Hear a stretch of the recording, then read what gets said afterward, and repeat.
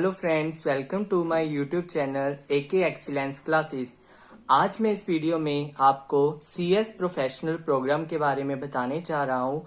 Generally जब हम CS professional programme में रजिस्टर्ड करते हैं तब विद इन 1 मंथ जो हमें बुक्स है वो इंस्टीट्यूट हमें डिस्पैच कर देता है, लेकिन ड्यू टू कोविड-19 सिचुएशन ये बुक्स जो है डिले हो गई थी। 1 मंथ से थोड़ी बाद ही आई हैं।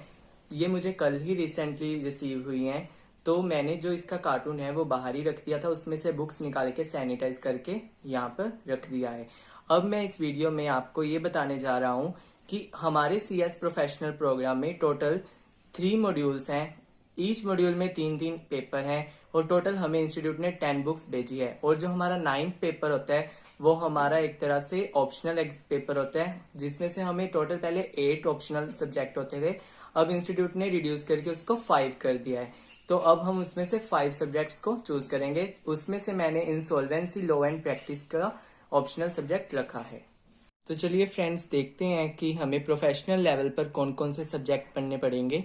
सबसे पहले ये मॉड्यूल 1 का जो है पेपर 1 है, जो जिसका नेम है governance, risk management, compliances and ethics. देखने में ये बुक ना तो बहुत ही ज्यादा पतली है ना ही मोटी है, मीडियम है ये। देखते हैं कि हमने इसमें से क्या क्या पढ़ना होगा। ये जो पेपर है ये 100 मार्क्स के लिए है। इसमें टोटल 4 पार्ट्स हैं हमारे। पार्ट 1 जो है वो गवर्नेंस से रिलेटेड है, जो 50 मार्क्स की वेटेज रखता है। पार्ट 2 जो है वो रिस्क मैनेजमेंट का है, जो 20 मार्क्स की वेटेज रखता है। पार्ट 3 जो है वो कॉम्प्लियंसेस है, जो 20 मार्क्स की वेटेज रखता है। पार्ट 4 जो है वो एथिक्स एंड सस्टेनेबिलिटी है, जिसकी वेटेज है 10 मार्क्स। तो इस तरह हमें ये 4 पार्ट्स पढ़ने होंगे 100 मार्क्स के लिए। अगर हम पार्ट 2, पार्ट 3 एंड पार्ट 4 को पहले प्रेफरेंस दे तो हम इजीली से जल्दी सिलेबस कवर कर सकते हैं ये पेपर 1 का, क्योंकि एज कंपैरेटिवली हमने देखा है कि ये जो है पार्ट 2, 3 और 4 इसका सिलेबस पार्ट 1 से थोड़ा सा कम ही है। तो हमें सबसे पहले पार्ट 2, 3 और 4 को प्रेफरेंस देनी चाहिए। उसके बाद जब हमारे ये हो जाए तो हम लास्ट में पार्ट 1 को पढ़ेंगे। ये था हमारा प्रोफेशनल प्रोग्राम मॉड्यूल का 1 का पेपर 1। नेक्स्ट देखते हैं हमें मॉड्यूल 1 में पेपर 2 जो है वो कौन सा है। वो है advance tax laws. Tax laws मतलब इसमें हमारे इनडायरेक्ट टैक्सेस और डायरेक्ट टैक्सेस आएंगे। इनडायरेक्ट टैक्सेस में इसमें हमें जीएसटी भी आएगा, कस्टम लॉ भी आएगा। पहले जब हमारा एग्जीक्यूटिव लेवल होता था, जो ओल्ड सिलेबस था 2012 वाला, उसमें हमें सिर्फ जीएसटी होता था 30 मार्क्स के लिए और डायरेक्ट टैक्स होता था 70 मार्क्स के लिए। लेकिन अब जो न्यू सिलेबस है एग्जीक्यूटिव में, उसमें कस्टम भी आ गया है। तो जिन्होंने एग्जीक्यूटिव ओल्ड सिलेबस पढ़ा होगा उनके लिए कस्टम जो है वो नया होगा। तो हमने इसमें से 2 पार्ट्स हैं। पार्ट 1 जो है वो 70 मार्क्स के लिए, पार्ट 2 जो है वो 30 मार्क्स के लिए। पार्ट 1 जो है उसमें जीएसटी पढ़ेंगे हम 60 मार्क्स के लिए और कस्टम लॉ पढ़ेंगे हम 10 मार्क्स के लिए। और पार्ट जो 2 है direct tax and international taxation से रिलेटेड है, जो है 30 मार्क्स के लिए। टैक्स सिर्फ एक मॉड्यूल में एक ऐसा यही सब्जेक्ट है जो प्रैक्टिकल बेस्ड है ज्यादातर। बाकी जो सब्जेक्ट्स है वो सारे लॉ बेस्ड और थ्योरेटिकल बेस्ड है। ये था हमारे मॉड्यूल 1 का पेपर 2। अब हम देखते हैं कि मॉड्यूल 1 का पेपर 3 है और ये मॉड्यूल 1 का लास्ट पेपर है। अगर किसी ने एक मॉड्यूल देना है, सिंगल मॉड्यूल देना है, तो फर्स्ट मॉड्यूल अगर वो दे रहा है तो उसे इन 3 सब्जेक्ट्स को प्रिपेयर करना होगा। ये जो मॉड्यूल 1 है इसका पेपर 3 है वो है ड्राफ्टिंग, प्लीडिंग्स एंड अपीयरेंसेस। इसमें हमें ड्राफ्टिंग करनी होंगी, प्लीडिंग्स करनी होंगी। हमें यानी कि पूरी देखना पड़ेगा कि इसमें हमें ये सब कुछ सिखाएंगे कि हम ड्राफ्ट कैसे करते हैं एग्रीमेंट्स को, डॉक्यूमेंट्स को, डीड्स को। प्लीडिंग्स कैसे होती हैं हमारी, art of writing opinions, appearances and art of advocacy. ये सारा सब्जेक्ट जो है हमें इस पढ़ने में मिलेगा और ये काफी इंटरेस्टिंग लग रहा है। तो लेट्स सी ये कितना इंटरेस्टिंग होता है। चलिए देखते हैं कि अब हम मॉड्यूल 2 में कौन कौन से पेपर जो है वो पढ़ने होंगे। मॉड्यूल 2 का जो फर्स्ट पेपर है दैट इज पेपर 4, वो है secretarial audit, compliance management and due diligence. ये जो पेपर है इसके हम 2 पार्ट्स हैं। कॉम्प्लियंस मैनेजमेंट है जो वो 40 मार्क्स के लिए, secretarial audit and due diligence है वो जो 60 मार्क्स के लिए। तो देखते हैं कि हमने इसमें से क्या क्या पढ़ना होगा। पार्ट 1 जो है कॉम्प्लियंस से रिलेटेड है, जैसे कि हमें कौन कौन से कॉम्प्लियंस करने होंगे, KYC, signing and certification, CS को कैसे करनी होगी, search and status post, MCA 21, SEBI, RBI, stock exchange. Audit में सारा कुछ आ जाएगा, internal audit, preference audit, secretarial audit, right. उसके बाद audit process, documentation, quality review, due diligence के 2 पार्ट्स हैं, ठीक है। तो वो आ जाएगा case low, case studies and practical aspects है ये पेपर। काफी ज्यादा अच्छा लग रहा है ये एग्जाम भी। तो ये था हमारा मॉड्यूल 2 का पेपर 4। अब हम देखते हैं कि मॉड्यूल 2 का पेपर 5 कौन सा है। मॉड्यूल 2 का पेपर 5 है corporate restructuring, insolvency, liquidation and winding up, part 1। तो इसके हमें पार्ट 2 है। सबसे पहले हम पार्ट 1 की बात करते हैं।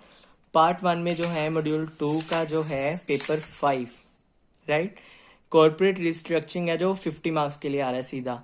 इसमें मर्जर, अमेलगामेशन, टाइप्स क्या है, एक्विजिशन करनी है तो हमें क्या क्या प्रोसीजर फॉलो करना पड़ेगा, अकाउंटिंग कैसे होएगी, जो AS 14 है अकाउंटिंग फॉर अमेलगामेशन, इंड AS 103 है, ठीक है। Taxation, stamp duty, competition act 2002 जो हमने पढ़ा था, right. Regulatory appearances before national company law tribunal, NCLAT, fast track merger, cross border merger, ये जो है ये हमें पेपर 5 का पार्ट 1 है जो 50 मार्क्स की कवरेज रखता है। इसमें कुछ ऐसे टॉपिक्स हैं जो हम पढ़ चुके हैं, अकाउंटिंग लेवल पर भी पढ़ चुके हैं, हमने कहीं और भी पढ़े होंगे, +2 या BCom में भी पढ़े होंगे। ये है कॉर्पोरेट रिस्ट्रक्चरिंग का पार्ट 1, ठीक है। ये है पेपर 5 मॉड्यूल 2 का।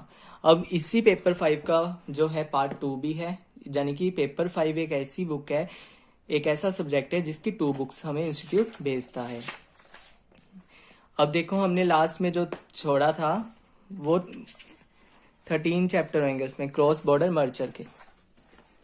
ये जो है ये 13 चैप्टर हैं इसके, ठीक है। अब हम देखेंगे कि यहाँ से 14 चैप्टर स्टार्ट हो रहे हैं और 26 चैप्टर। देखा जाए तो इसका सिलेबस थोड़ा ज्यादा लेंथी लग रहा है, लेकिन देखते हैं क्या क्या है इसमें। इंसॉल्वेंसी है, इंसॉल्वेंसी के कुछ ऐसे चैप्टर्स हैं जो इंसॉल्वेंसी से रिलेटेड है, वो हमारा जो ऑप्शनल पेपर है जो मैंने भी ऑप्शनल मंगवाया था, इंसॉल्वेंसी लॉ एंड प्रैक्टिस, वो जाने के काफी कवर इसमें हो जाएगा। तो इसमें भी हमें case law, case studies, practical aspects आएंगे। ज्यादातर CS प्रोफेशनल में हमें सब केस स्टडीज ही पूछेंगे। उसके बाद हम देखते हैं कि पेपर 6 कौन सा है मॉड्यूल 2 का। पेपर 6 जो है वो है resolution of corporate disputes, non comprehensive and remedies.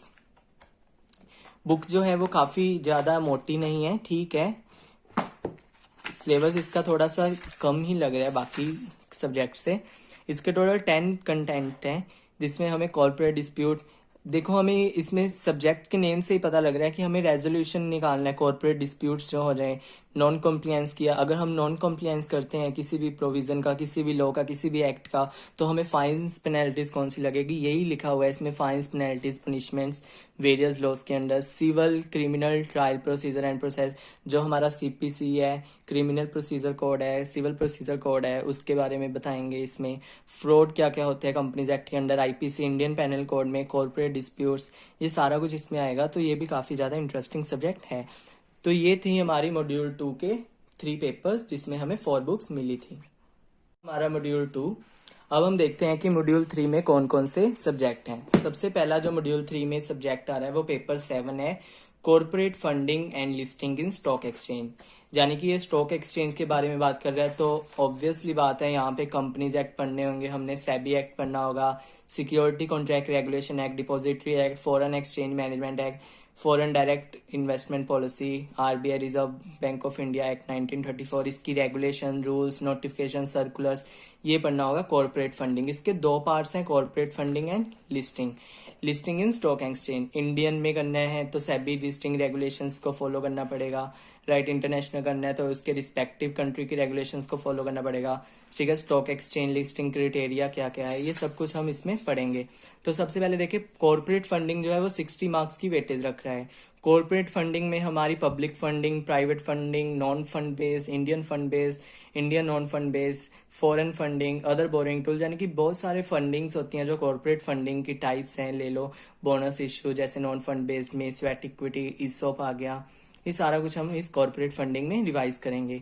Listing में क्या आएगा, लिस्टिंग चैप्टर बहुत ही इंपॉर्टेंट चैप्टर भी होता है और काफी इंटरेस्टिंग चैप्टर होता है। जब भी हमने पढ़ा है तो लिस्टिंग एक बहुत ही ज्यादा हाई वेटेज चैप्टर भी रहा है।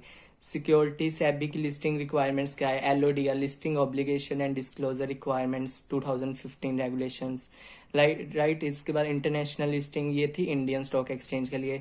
बहुत सारे प्रोसीजर, डॉक्यूमेंटेशन, कंप्लायंसेस, इसकी case studies and practical aspect है। केस लॉज इसमें नहीं है, इसमें case studies and practical aspects हैं। तो ये है हमारा पेपर 7 मॉड्यूल 3 का, राइट। देन उसके बाद हम देखते हैं कि पेपर 8 जो है वो MCS है। MCS means multi disciplinary case studies. इसमें सारे ज्यादातर हमें केस स्टडीज आएंगी, और देखा जाए तो ये हमें ऑप्शनल में नहीं आ रहा, लेकिन जो CA फाइनल के एग्जाम है ये एक ऑप्शनल सब्जेक्ट होता है। इसमें हमें कौन कौन से यानी कि केस स्टडीज आ सकती हैं, कंपनी लॉ की केस स्टडीज आ सकती हैं, इसमें हमारी सिक्योरिटीज लॉ की, FEMA, insolvency law, competition law, interpretation of law, governance issues, business strategy and management.